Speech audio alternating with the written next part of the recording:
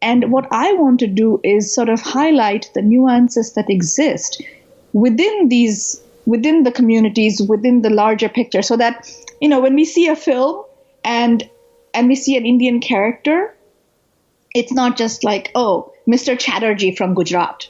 Because the person from Gujarat will never be called Mr. Chatterjee. And I want to get this right. So, like, for instance, and I'll tell you, like, Sherlock, the TV show, I can't remember which episode it is, but I think it's one of the earlier ones. It's either season 1 or 2, where they have this character who falls in love with the landlady, like a vague boyfriend character in the background. And they have this guy who's apparently a Pakistani called Mr. Gupta. I'm not sure if I'm getting the exact details right, but it's something like that. It had an Indian name with a Pakistani background. And I was thinking, well, like Mr. Gupta from Islamabad or something. Right.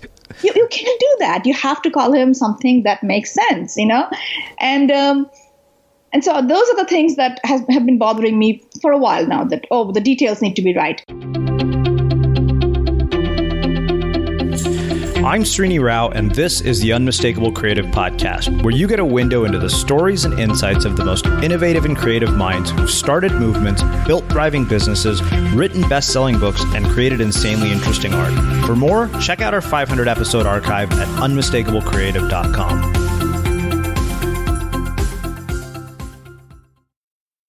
Sudeshna, welcome to the Unmistakable Creative. Thanks so much for taking the time to join us. Thank you for having me. Yeah, so it is my pleasure to have you here. I actually was introduced to your story by you writing in, telling me a little bit about the fact that you're of Indian descent and you're a filmmaker, which is, in my mind, a very unconventional career path for people who are of Indian descent. So it immediately intrigued me. But before we get there, I want to start by asking you, where in the world did you grow up, and what impact did where you grew up end up having on your life and your career? Oh, that's such an interesting question. That's a tough question. So I was born in Calcutta in India, in eastern India, and I lived there for the first 18 years of my life. I left Calcutta after high school to go to college in New Delhi. And both those geographical locations had a pretty big impact on who I was, or back in when I was in my 20s. My mom is a huge influence in who I have become. She's a feminist and a stay-at-home mom, but she has a very strong voice, and that impacted how I grew up and how I developed confidence in myself. As you know, growing up as a girl in India, there's a strong there's pressure to conform, to be conventional, to be the good girl, and listen to your elders. And I don't know if, or at least in my experience, boys who were growing up around me did not have the same amount of pressure. But I was lucky. I was extremely lucky that neither of my parents felt the need to curb my outspokenness, and they were fine with it. So that helped a lot as a young teenager to have confidence in myself, and even when the things I did weren't panning out. Mm-hmm. And then I going on that trajectory, you could probably guess that when I graduated high school, even though all the students around me I had pretty good grades, but there was no pressure from my parents to say, oh, you must go into, sciences so you can become a doctor or an engineer and all that. And I instead chose to study Japanese, which again was an unheard of major back in the early 90s, especially for a girl, because when boys did things that were a little weird and it took them places that nobody had gone before, eyebrows were raised, but it wasn't like a shock and devastation.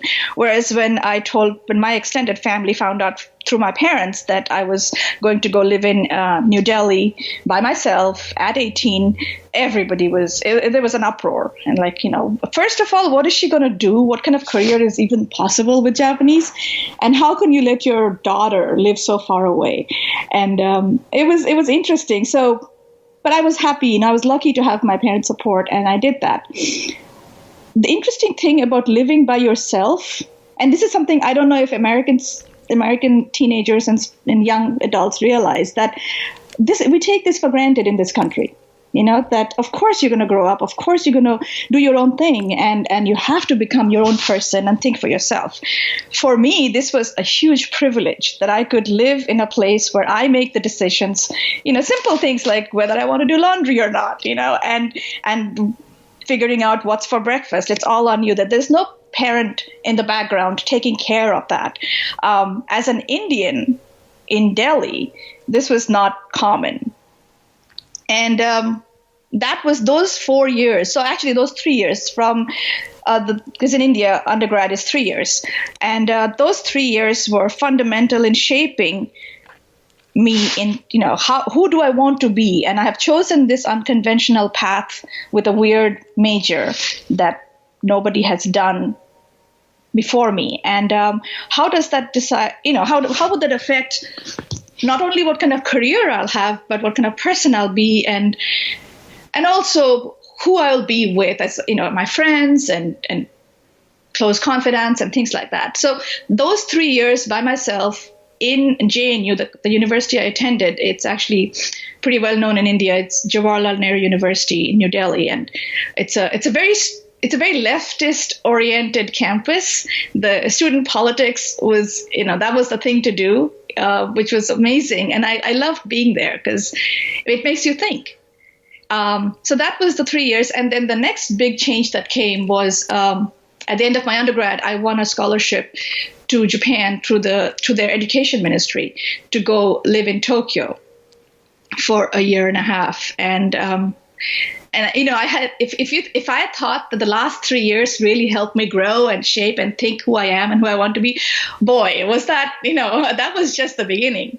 So when I moved from Delhi to Tokyo, that was a whole new level of learning who I was, because I was both presenting myself, but in a way I was also presenting a whole culture and a whole range of identities in Tokyo with other international students, both in the dorm, in my classroom, and it was a very interesting mix of people from all around the world. But also, I guess when they create classrooms, they take into account, students from different backgrounds and different skill sets and how they will interact with each other. So that to me was another fundamentally, shifting identities, negotiating identities, becoming, evolving in a whole new way. So I guess those 3 points are probably, early childhood to young adulthood. Those 3 locations were my highlights. Wow. So you said you were born in Calcutta. I'm assuming you're Bengali. I am. And so I'm very curious about this because I've been trying to get an answer to this question, and now I finally can ask it to somebody in a context where it's appropriate. Why is it, I've noticed for some reason that almost all of the prominent artists in India, in any field seem to all be Bengali. And I've noticed all my friends who are Bengali grew up with like a significant amount of exposure to the arts when I compare it to my own childhood. And I'm curious why that is. What is it about Bengalis that is, is it just part of the way you guys are raised? I'm really genuinely curious why that's the case. Honestly, I don't know. But I can tell you personally, yes, there was a huge emphasis on arts and literature in my family, in our household. If it was okay if I got, this is unusual, but it was okay if I got a math problem wrong, but if I didn't catch a literary reference at the dinner table, that was unpardonable. And to this day, I'm telling you, to this day, I go visit my parents in India every 2 years. If I miss a reference or if I don't know what's happening in the arts, like in literature or in films, it's not something that I will hear the end of. Mm-hmm. Like, how could you not know? So I guess the reason, and this is a huge generalization. I hate painting in broad stereotypes, but there is a there's a rich heritage. Starting with Rabindranath Tagore, starting with Satyajit Ray's films, and even before that, his dad and his grandfather, who were all painters and poets and writers. There is a heritage that one can draw from, and because there is a great emphasis on, it used to be in schools. I don't know how the education curriculum has changed in the last 20 years, but back when I was a kid, it was important to know the basics like the greats. You had to know the masters in literature, in art, in film, and it wasn't just Bengali masters. Like I grew up learning both. I read Tagore and Shakespeare simultaneously, and we were asked to compare and contrast. And it was a very interesting, it was very rich experience. One that, as I grow older and I remember, I realized how fortunate I was, because at that time I completely took it for granted. That, well, of course, and I even complained, like, why do I have to read this text that was written in the 1700s, that is so difficult and the language makes no sense, because archaic Bengali is just like any other archaic language where you need a dictionary to translate. So it wasn't fun. But now I look back on it and I think, boy, wasn't that an amazing experience? So I don't know if that answers your question, but yeah, it does. It does. So tell me how you get from Tokyo to becoming a filmmaker. Oh my God! So Tokyo was the first step towards a career in teaching Japanese. That was what I had decided I was going to be. I was going to be a professor in Japanese, and so I did a degree at the university in Tokyo, Ochanomizu, and then I came back to JNU to do a master's. After which I took the GRE and came for grad school to the United States. The difference, I had two options. I could go and do grad school in Japan or in the United States, and I chose the US because living in Japan, I loved the material comforts. I loved how safe everything was. I mean, the streets of Tokyo back in the day, a woman could walk at 10 p.m. and there was not even a question of any kind of risk. That was the best part, that you sort of assume that you're absolutely safe. I loved that part. The part I didn't love so much was that women were not taken very seriously when it came to matters of like serious work. Women were seen, most offices that I visited, that I interviewed at, they were seen as people who could help, who could assist, who could perhaps make tea, but were not the decision makers, were not the department heads. And as a 21-year-old outspoken, brazen Indian girl, I knew that I couldn't take that would not be something I would be able to sustain. So I was like, okay, well, Japan is not going to work out as a place to settle down in. And all the friends I had met living in my dorm in Tokyo, all my American friends were, they encouraged me. They were like, this would be a great place for you. So I applied to grad school and I got in, and I thought, okay, well, clearly one side is looking somewhat discouraging while the other side is, the green light is flashing. So that, I don't want to say that's a sign, but it was definitely helpful in making a decision. And then I came here for grad school, finished my PhD in 2002 in classical Japanese literature and visual culture. And then I got a job, and I had a great time teaching Japanese, both at, I taught at the university level, I taught at the high school level. I had a wonderful time. So from age 28 to 40, it was a most amazing career. I love interacting with teenagers and young adults. I think mentally I'm always going to stay a teenager.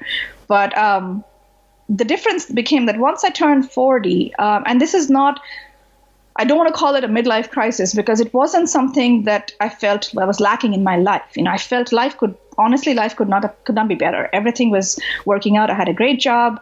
I have a great family. Things were perfect. But the thing that was bothering me is that as I taught literature, so ancient Japanese literature has a huge visual component to it. You study the text, but you also see these paintings that the writers created back in the 7th century, and they were trying to create a visual aid to embellish their story, to bolster it, which I thought was fantastic. It's like ancient Japanese cinema. So I would start teaching my students about ancient texts, but then we would veer off into the paintings, which were called emaki, and we would talk about how the way the characters were drawn, the way the lines were drawn in a frame, how that was trying to depict a certain emotion. And so from that point, I got, the whole class got very excited about this whole concept of using a frame to depict emotion. So we to apply that theory, we made a film with my students, and it was a comedy. It was a very short comedy about interviewing people who didn't speak any Japanese. We asked them questions in Japanese and see what answers they gave, and they sort of, then we put them all together, and then in the end, when it was shown to the public, the questions did have a subtitle, so the answers became pretty hilarious. But that was the beginning of a question for myself, like, what do I like doing? What is it that truly gets me excited, to be able to feel alive, to say that this is the meaning of what I do and why I do it. And I guess that was when the questions started coming in, like, do I like to teach? Do I like texts? Or do I like to, the making that film was an amazing experience, both for my kids, but very selfishly for myself. So after that, I guess that was, it took another year for me to actually think about it, because I like to think I'm, sensible. I'm not always very cautious, but I like to think I'm thinking things through. So I thought about this decision of what do I want to do, because life is short. And this is something I've been saying a lot, that life is short and we've got to do the things that are truly meaningful. And it's not enough to say that, oh, this is, it's paying the bills and it takes care of things, so why am I complaining? Because if there is a niggling doubt, or if there is some sense of discontent, I think it's important that we address that. And this is a realization that I feel like, my current situation has encouraged me to think about. Back in India, I don't think, if I was living in India, I wouldn't, if this question came up, it would get quashed very quickly. Like, oh, you don't want to ask yourself those questions. That's just silliness. But I encouraged myself to think that, to answer that question. And that's how I became, the answer was basically that if you really like doing films and watching films and making films, then that's what one should be doing, because, we get one shot at this. So I quit my job a year after I started asking myself these questions. And that was another big decision, obviously, because it impacts not just me, but everybody else around me. And which brings me to the third point, that, when you say how you became a filmmaker, it was both my own decision, but it was also a very collaborative effort, in the sense one can't just make this decision, especially with, at 40, you can't just do this without the help and support of a whole network of people. And I hope, it's a collaborative effort.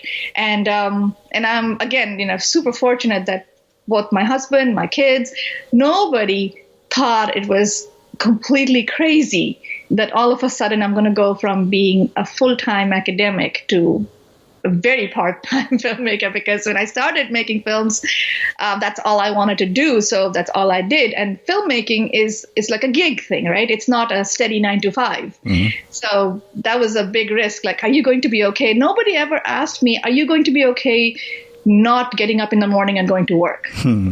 Nobody asked me that. And I feel so fortunate that, that I didn't get that. Everybody around me were like, great, if that's what you want to do, go do it. So that's how it happened. I did, once I left, I knew that, I love films. I knew that I had stories to tell, things that I wanted to talk about, but I wasn't trained in visual techniques of storytelling. So I went and took some classes. And again, when you interact with people around you and you tell them what you're about, and I've been very fortunate that every time I open my mouth and I rant at my friends, like, here's what I think we need to see on screen. People have been encouraging. People have been very supportive and friendly, and say, well, you still have ways to go, but go do it. And that was 5 years ago. So, I think the one of the other questions that come up for me as I was listening to tell this story is, having grown up with, similar parents and a pretty, standard set of Indian values of, my sister became a doctor, creativity, the kinds of things we're doing. It's nice stuff to have as hobbies. And I think it's going to change with each generation. And I'm curious, as a parent, like, your experience, how has it informed the kinds of things that you will pass on to your kids about careers and meaning and purpose? Oh, so that's such an important question. So, yes, I did have, Indian parents do tend to be very practical, and I love that about parenting, that my parents, and I've seen my friends' parents do, that you have to be careful in the kind of things you choose to major in, because that'll determine the rest of your life. And the question also about money, that money is important and money makes things slightly more comfortable. But the thing that I want to tell my kids is that while money is important, it is equally, if not more important, to feel satisfied, completely satisfied and content with what you're doing at the end of the day. Because this is what I learned, that, the happiness that I feel when I see my films on a screen, it's the same happiness I felt when I wrote my first real big term paper in India. And I wasn't, I was living in the dorm. It wasn't, I was eating ramen every day. So it wasn't like a 5-star life. So that part, the financial comfort part, I think adjusts if the mental happiness quotient is high, that kind of works out is my feeling. But and this is a very personal question too, so I guess my kids will learn that you have to do the things that make you happy, and if that means becoming a painter, then you become a painter, knowing fully well that the life of a painter is very different from the life of a CEO. And you've got to take responsibility for that. That I take responsibility for the choices I'm making. That yes, I right now currently when people ask me, what do you do? My question is, or are you, can you meet me at a such and such a time? My question is depends. If I'm working on a gig, then probably not. But if not, I'm wide open. And it is difficult for a lot of, I've seen this difficulty arise with a lot of people where it's not easy to give up the identity that we tie to our professions, to what we do. Like what we do defines who we are. And I think that is something I will discourage my kids from ever thinking. Like, don't let that define you, because it needs to be the other way around. That who you are and what is important to you should define what you do and inform what you do. And then leave the rest up to them. Because honestly, I tell my kids that, I decided and I did things that made sense to me. And I want you guys to have that same joy. So I don't know about you, but vacuuming is not one of those things that I ever look forward to doing. But as you know, your environment has a huge impact on your creativity. So I still like it to be clean wherever I'm living and working. But now it doesn't have to be something that you deal with. If you're like me and you grew up in the 80s, you probably fantasized about the day when cleaning your house would be like it was for the Jetsons, meaning you don't have to lift a finger. Well, the good news is that we're already kind of living in that future. And the easiest way to make sure your floors are clean every day is with the iRobot Roomba Robot Vacuum.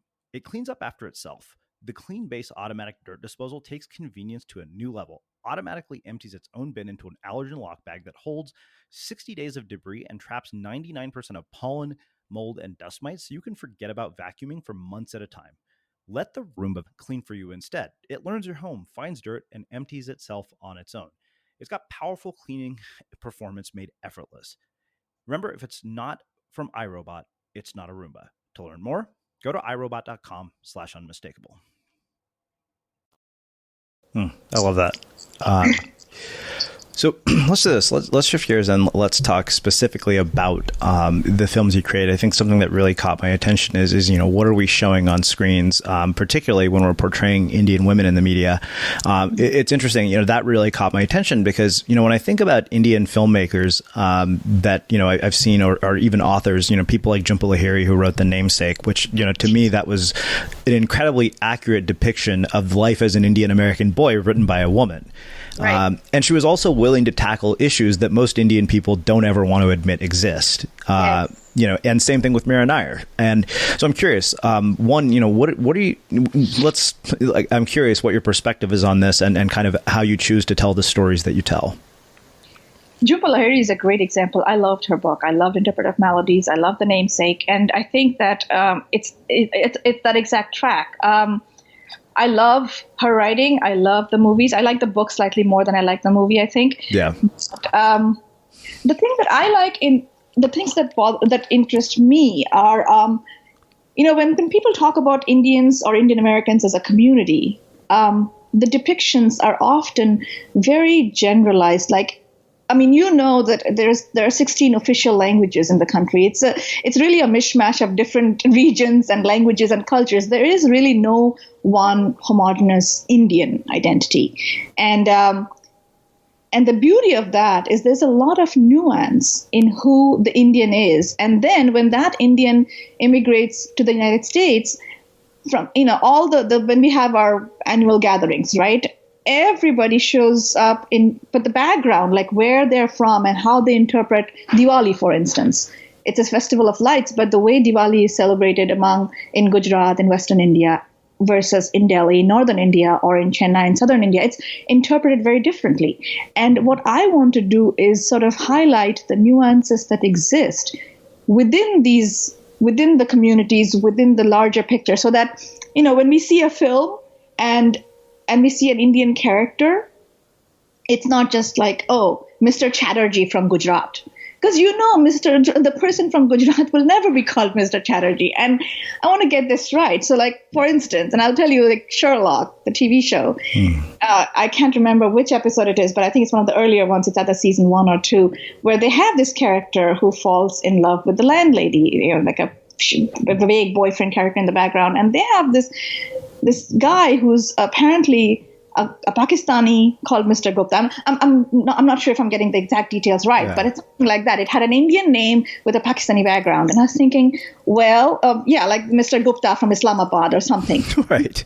You can't do that. You have to call him something that makes sense, And so those are the things that have been bothering me for a while now, that, the details need to be right. The second thing that I personally feel very invested in is the disconnect that I sometimes see between the generation that immigrated back in the 60s, the generation that immigrated in the 90s. So I came to the U.S. as an adult, and I have evolved here as an adult. And so I've never really felt, like movies like $1 Million Arm, where you see the kids like having trouble with the elevator. It's like, well, that's, I've never felt that. I don't know any of my friends who have felt that. So that has bothered me. And I feel like we need to negotiate a space where you see the Indian immigrant and most of the tech grads who have come, like the wave that came in the 90s and continue to arrive, they're fairly savvy when it comes to material matters. They're really pretty comfortable adjusting to life. And that's why I think part of that is why they become the model minority. The trouble starts when you, or not the trouble, I shouldn't say the trouble. It gets more challenging when you start building a family here because, speaking personally, I didn't go to school here. I didn't go to high school here. And every time my kids, when we have parent-teacher conferences, it's a first time for them and it's a first time thing for me too. Yeah. So those are the things that interest me and I want to talk about. The other disconnect that I mentioned earlier is the generation that came here in the 60s. They have adapted and they have, built a life for themselves. They've built a community for both themselves and for the waves that have come after them. What has not changed in their mind is their idea of India. Mm-hmm. And in their mind, and again, this is a very personal interpretation. I want to stress that the friends I have, I've seen that their idea of India is still a version of India that used to be, and it's not anymore.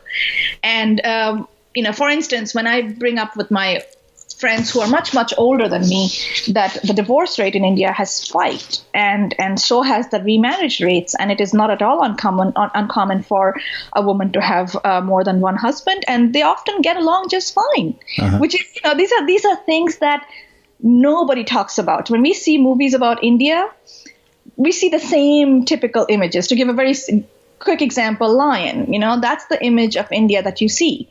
And yet, urban India has seen some upheaval that I think that we should talk about. So these are the kind of things, the stories that I'm drawn to.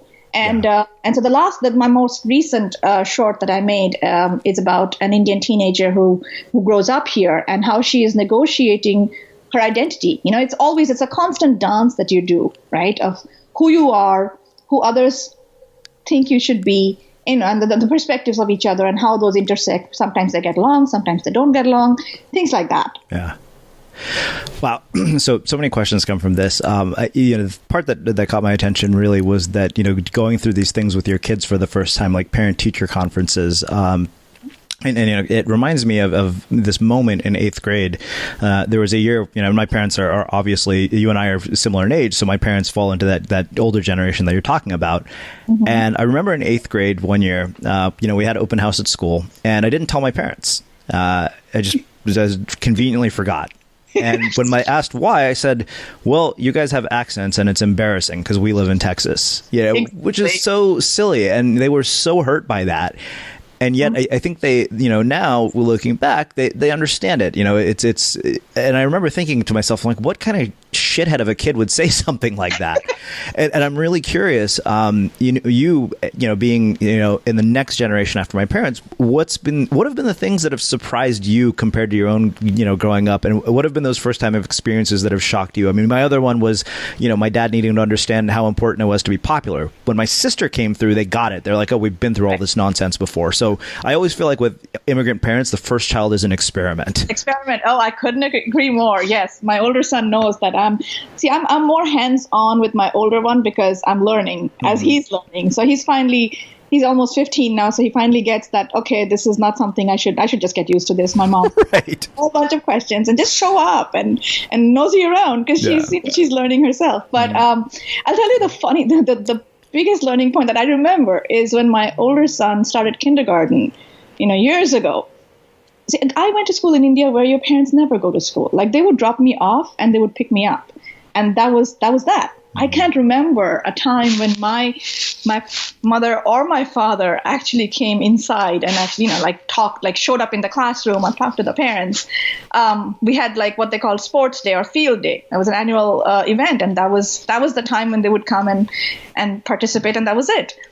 So my son started kindergarten, and I was working full time. So my classes started at 7:30 a.m. So he would go to the before school, whatever the care thing was, and then I would pick him up after school after I finished teaching. So I didn't meet his teacher for the first, I'd say, 6 months, and then we had first parent-teacher conference, and she was extremely upset. She was very upset that I didn't show up in the classroom at all. It's like, this is your child. This is your child's classroom. Why are you never here? And I was baffled. It's like, what do you mean why I'm never here? Am I supposed to be here? No one told me that. So that was the moment where I realized that this is a whole new world with completely different rules that I didn't know anything about. And I have to do this differently, that the way things worked with my parents are not going to be the way things will work here. Yeah. So obviously then I went the other way, and I was present in the classroom quite a bit. And then my son was like, okay, you don't have to be at every single, art gallery event that we do in my classroom. So I've learned to so with the second child, it's easier, he's not felt so much parent pressure. Yeah. But that was a learning moment. The other learning moment was the importance of PTA. See, PTAs, and I don't know, again, if this has changed in India in the last few decades, but when I was a kid, there was no PTA. There is no such thing. And I didn't know exactly how much influence and impact a PTA can have in a public school. And I learned that. And of course, once you get involved and you see the amount of work it can do, then I was very energized, and I was very involved, and I was, involved in the auction committee and doing all that, because I love being with kids and, seeing the difference that an organization can make. That's very exciting, but it was a learning curve. So I guess those are two big examples. So I want to look at it from the other perspective. What have been the challenging issues for your son, the older one, from a cultural perspective? Like, where have you had culture clash with him? Because I know I've had, the accent was one of many things with my parents. Oh, yeah. See, the accent, the accent has, my accent is a mishmash, because I've moved around quite a bit. So I haven't got too many accent questions. I do get every now and then I get a comment of, oh, your English is so good. And it's just, again, it's very confusing. At first, I used to genuinely be confused. Like, oh, really? And then now I just get very snarky, and I feel like I tell them, like, well, so is yours. Your English is really good. And that sort of stops the question there. But I think with my older child, his journey has been more of figuring out the balance between being Indian, being Indian and being American, because, he's seen obviously as an Indian American, and oftentimes in younger grades, there was an assumption that he would know certain things. And while we go back to India, every 2 years and visit grandparents, it's more a journey of, seeing family, and you keep in touch with family. We never made a concerted effort, and this could be a judgment on my parenting, but we never made a concerted effort to drill into his head the ancient texts and things like that, the history and the mythology, because I felt that, if he really genuinely felt interested after watching a TV show or something, he will ask me questions. I want that to come from him. And if he does not feel that pull towards learning ancient Indian mythology, I'm okay with it. Yeah. That he just knows the name of Hanuman without knowing who or what that thing is. But in school, there was always, especially like things like multicultural nights, there was always a question like, oh, would your son like to talk about India? And my son most definitely did not want to talk about India. And I think the thing that he likes playing the piano. So, if somebody asked him, would you like to play the piano? He probably would have said yes. Yeah. But nobody would ask him that. And so that's been a bit of a, earlier classes I would push, like, why don't you want to talk about your background? Because it's kind of fun and we're kind of cool. We're not totally uncool. And I've stopped doing that because I feel it's his decision what he wants to talk about. So I would guess that would be one of the things that's been a challenge. The other challenge, of course, is the way we bring up our kids. And this is, again, a personal thing, is the way I'm bringing up my kids is fairly different from the way I was brought up. And sometimes the questions like why aren't you teaching your children more about India and Indian stories? And it comes from my parents. Like, you should do this. This is part of your responsibility as a parent. And I feel that, reading and learning, these are things that needs to come from inside. And I don't want to make my child read a book. I want him to be curious. And then if he's curious, then let him read the book, So there's been a bit of a give and take with my parents. Like, okay, you guys need to understand that this is the line and this is how I'm going to do things. So I must say that the distance helps. Being far away helps. But those are some challenges of bringing up a family, I'd say.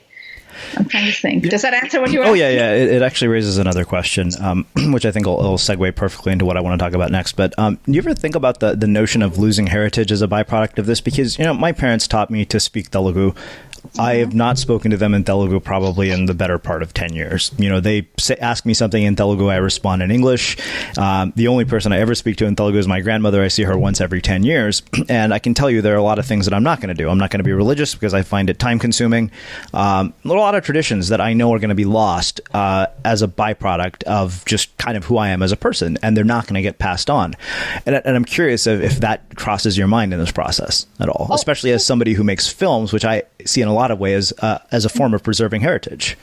Absolutely. And so let me say this I absolutely have thought about this. I have actually talked about this because my kids don't speak an Indian language, but they do speak French. And so the interesting thing is, what is heritage? Cultural identity is not, it's not a monolith. It's not a static thing. And like the kind of Indian that I am, for instance, I'm a Bengali. I use Bengali only when I call my parents, and increasingly it's peppered with English. So, the percentage of Bengali and English is, I'd say, 60-40 right now. So does that mean I'm any less of a Bengali? Does that mean because I don't always go to the Diwali gatherings, or like recently Saraswati Puja happened a few weeks ago and I was not able to attend, and my friends know this, but does that take away? So I feel that this whole idea of what makes an Indian American, it's a shifting thing. And I personally feel very comfortable saying that I'm very much an Indian. I know, like, for instance, my definition of being an Indian is I understand the meanings of most names of my friends. And if a person has an Indian name, I know what that means. And that I have found is not often the case with people who are very religious, for instance, who are very particular of maintaining the norms. So when I'm asked that question, I usually say, well, what does culture mean for you? Because if you are happy, if you think that you're maintaining those like the parameters as you define them, then you are an Indian, and it should be seen as Indian, because there is no one, like we said, there is no one homogenous entity that's Indian heritage, Indian culture. And I think that can apply to all cultures, that as we grow and as we move and as we mix with other cultures, it evolves. And that does not take away. So this is something that I've also been talking about with my non-Indian friends, that it does not take away from what I bring to the table as an Indian. Whatever we add, whether you are adding another foreign language, whether you're adding another Indian language, it just enriches it further. So your version of Indian, for instance, right, whether you speak Telugu or not, and my version of Indian, whether I speak Bengali or not, and then my kid's version, it's all Indian. You can't take away the India out of it.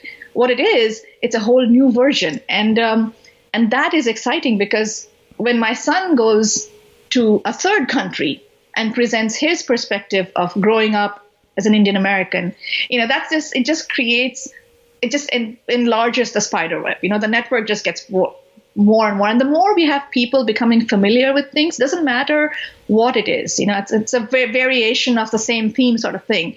The more people become familiar with it, the better it is. I feel that we need to be familiar and comfortable with many different cultures and not see them as something exotic, as something outside, as the other. We need to be comfortable saying that, yes, my son is an Indian American, his best friend is, Thai American. We're all different people, and we're all very similar in many different ways, And those two can blend, and they can create a third or a fourth or a fifth entity. And I don't know if this makes sense, but to me, I like to embrace things rather than say, because keeping things out, trying to preserve something is never a good idea. It does not last, and it does not help anything. Does that make sense? Yeah, absolutely. So I want to finish by talking specifically about things that we portray on screen in terms of India and Indian Americans. I think you hit on something for me personally that I'm really curious about. You said, divorce rates are common in India, right? And I'm curious why that has not become, portrayed in the mainstream media in India. I mean, like Bollywood films to me seem to follow a pretty sort of standard formula. Somebody, cries, somebody sings a song about it, somebody dies, somebody sings a song about it, and somebody falls in love, and somebody sings a song about it. But, you're talking about issues that, I think we've tended to sweep under the rug and really never wanted to admit exist, even though they do. And I'm curious why you think it is that we haven't made a much more concerted effort to portray these kinds of issues in media, particularly, when Indians are portrayed in the media. And I think that's about change is what I'm hoping and I'm looking forward to. I think that there's a national narrative that, the dominant narrative that has been preserved and encouraged. And like you said, if it does not fit the narrative that's been created, then it gets shoved under the rug. And that was Bollywood in the 70s, 80s, 90s for me, where women were seen as objects and nothing more. And I find it's very encouraging that the more women have gone out to work and not stopped working after marriage. I think that was the turning point, I would say mid-90s, where economic independence was directly connected to having a very strong sense of self. And that has obviously had its impact on the family and on the nuclear family, because when I was young, the idea was that if you were going to live in India, in Bengal, for instance, a woman oftentimes would work up until her marriage, and then she would stop working and take care of the family. And I think that has changed completely in urban India. And we must be sure that, all of this talk about divorce and everything, the changing family, it's all urban India in my experience. I think rural India has probably stayed more or less the same. But in urban India, the narrative is so different now, where women not only continue to work, but they maintain a very strong, independent entity, who they are and who they want to stay. And that helps negotiate the conversation with, future in-laws or extended family. And I think that has both strengthened the position of women in society, and also of the wife and mother in the family, that just because a mother is not necessarily somebody who stays at home. And I think that the kids who are growing up in India right now, in cities like Kolkata, they understand that and they are perfectly okay with that because, every new idea takes a little bit of time and then people get used to it. And then we come to the point where, how was this any different? Can you imagine? So I find that fascinating and I want to see that on screen. The reason we don't see that on screen as much yet, I think, is because it's still relatively, I don't know of any American films that even talk about it or even know about it. We're still stuck in the place where India or countries, exotic countries like African countries or Morocco, we still see the same old stereotypical images of either poverty or exotic, like dancing and singing or desert. To go beyond that and to look at the ground reality, the nuances of day-to-day living in Mumbai or Marrakesh, that's what is interesting. And I think it's happening a little bit in independent cinema. But it'll be a long time before we see it in Hollywood because it has to trickle down from Bollywood, which is still dominated by the old narrative. So change is happening. I see that in some of the films, narratives of women making a choice of who they marry. And I was on a recent flight back from visiting family, I watched this old it's not old, it's about 2 years old, a Bollywood film called Rangoon, which is very much, about singing and dancing and story of love and despair and all that. But it did have a woman trying to decide who she loves, and instead of that being decided for her by circumstances. And I found that very interesting, they are giving this character some agency. So it's happening. It's going to take a little bit more time. And that's where I find, that's my job, that I need to step up. And if I'm serious about the things I'm passionate about and I'm, being committed to representing Indian Americans on film, then that's a great space to be in. That there is all these things that we have yet to discover and talk about. So it's coming. Wow. It's going to be my next film. Wow. Well, I think that makes a really fitting end to our conversation. So I want to finish with my final question, which I know you've heard me ask. What do you think it is that makes somebody or something unmistakable? Oh, yeah, I've heard that question. And I think my word for me is commitment and confidence. That whatever we do, we should not do it halfway. That we should do it completely seriously and take that as, it's a commitment. You have to make sure that whatever it is, for me, it's filmmaking. For somebody else, for my old friends, it's teaching. That is all that needs to be done. And then to have faith that, for instance, being a filmmaker is not easy. Being a filmmaker at 40 is very difficult. So sometimes there are moments when I just want to curl up in a corner and say, what am I doing? And those are the exact same moments when I tell myself that it's important to not lose faith in your ability to do things, and also that, that things do get better if one does it consistently. So, that's what makes a person unmistakable, is when you commit to something and you have confidence in yourself that this can actually happen. Awesome. Well, like I said, this has been really, really thought-provoking and beautiful. Where can people find out more about you and your work? So on my website, it's www.sudeshnasen.com. And I'm also on IMDb, which is the filmmaking site. So, I am always excited to hear about people, get feedback from people and hear more stories. So that's where you find me. Awesome. And for everybody listening, we will wrap the show with that. Thank you for listening to this episode of the Unmistakable Creative Podcast. While you were listening, were there any moments you found fascinating, inspiring, instructive, maybe even heartwarming? Can you think of anyone, a friend or a family member who would appreciate this moment? If so, take a second and share today's episode with that one person, because good ideas and messages are meant to be shared.